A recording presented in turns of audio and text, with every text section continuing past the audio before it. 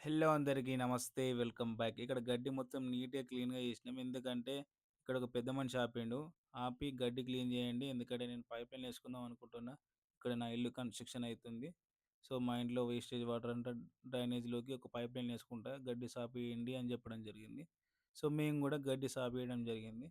And first main thing ఏందంటే ఇక్కడికి మేము ఒకసారి కంప్లెయింట్ ఇయడం జరిగింది. వచ్చినాం. వచ్చి చూస్తే ఏందంటే ఇక్కడ ఇండ్లల్లో విడిచే వాటరు మెయిన్ రోడ్‌కి అంటే ఇంట్లో వాడుకునే వాటరు మెయిన్ రోడ్‌కి విడిచిపెడుతుర్రు.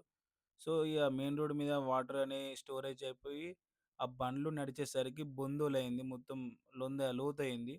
సో, వాటర్ ఎటు పోకుండా మొత్తం లోతయ్యేసరికి ఇగ చిన్నగా కాలువ టైపు కాలువ కొట్టేసి వేరే దిక్కు మళ్లించినాం.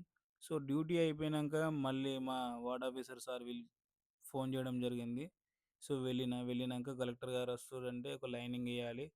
ఒక మనిషి అవైలబుల్‌గా ఉంటారండి అని చెప్పడం జరిగింది. సో, మా డివిజన్‌లో నేనొక్కడినే అవైలబుల్‌గా ఉన్నా. వెళ్ళినా. వెళ్ళినంక లైనింగ్ వేయడం కూడా జరిగింది.